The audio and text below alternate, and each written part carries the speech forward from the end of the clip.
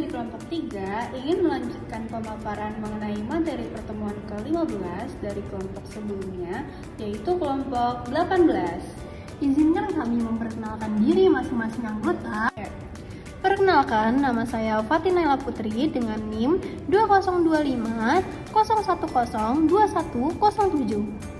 Perkenalkan, saya Alexandra Pradita Nugraha dengan NIM 2025 0102 117. Perkenalkan, nama saya Ardian Dwi dengan NIM 2025 0102 152. Yang pertama yaitu mengenai pengertian kinerja. Menurut Armstrong dan Baron, kinerja adalah hasil kerja yang terkait dengan tujuan strategi organisasi, kepuasan konsumen, dan kontribusi ekonomi. Berikut beberapa faktor yang mempengaruhi kinerja. Yang pertama ada individu. Yang kedua ada kepemimpinan, maksudnya kualitas arahan dan dukungan pemimpin. Yang ketiga ada kelompok atau dukungan rekan kerja. Yang keempat yaitu sistem, metode kerja dan fasilitas.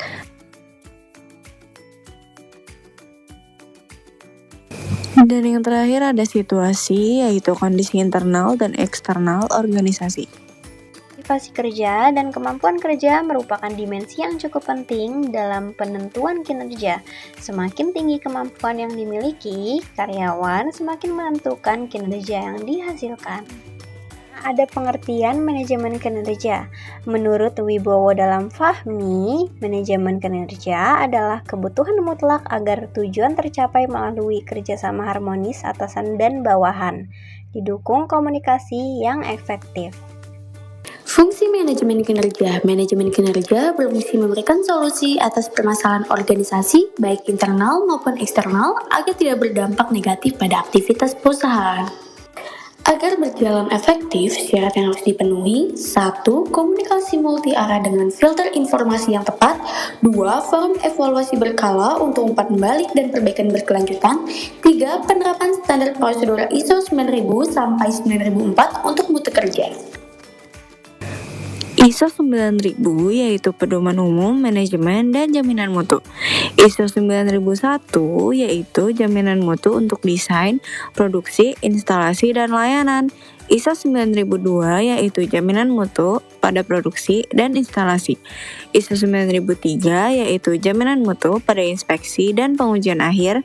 Dan ISO 9004 yaitu pedoman manajemen mutu dan elemen sistem mutu. Lalu yang keempat, penyediaan anggaran khusus bagi pengembangan manajemen kinerja, misalnya lembaga penjamin mutu. Yang kelima, pembuatan time schedule realistis agar pekerjaan terukur, fokus, dan efisien. Yang keenam, prinsip kehati-hatian atau prudential principle dalam setiap kebijakan agar konsisten dan tidak merugikan perusahaan. Tujuan manajemen kinerja, tujuan menyeluruh. Armstrong menumbuhkan budaya di mana individu dan kelompok bertanggung jawab atas peningkatan proses bisnis, keterampilan, dan kontribusi mereka.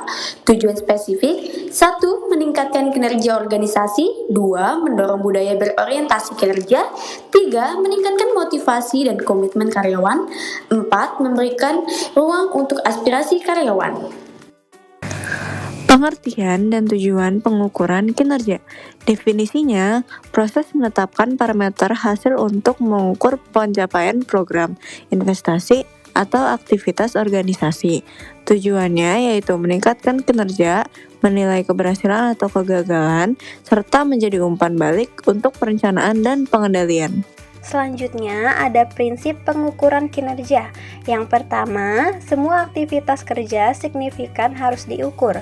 Yang kedua, pekerjaan yang tidak terukur tidak dapat dikelola. Yang ketiga, kerja tanpa ukuran harus diminimalisir atau dihilangkan. Yang keempat, keluaran kinerja yang diharapkan harus jelas. Yang kelima, hasil dari dasar akuntabilitas bukan sekedar usaha. Yang keenam, definisi hasil kerja memudahkan penugasan. Yang ketujuh, pelaporan dan analisis kinerja dilakukan berulang. Yang kedelapan, pelaporan rutin memungkinkan koreksi cepat. Yang kesembilan, tindakan korektif tepat waktu penting untuk kendali efektif. Pengertian kinerja keuangan. Kinerja keuangan adalah informasi tentang profitabilitas perusahaan yang berguna untuk menilai potensi sumber daya ekonomi di masa depan, memprediksi arus kas, serta menilai efektivitas penggunaan sumber daya. Kinerja keuangan perusahaan. Menurut Munawir tahun 2010, kinerja keuangan diukur melalui analisis rasio keuangan dan perbandingan antar periode.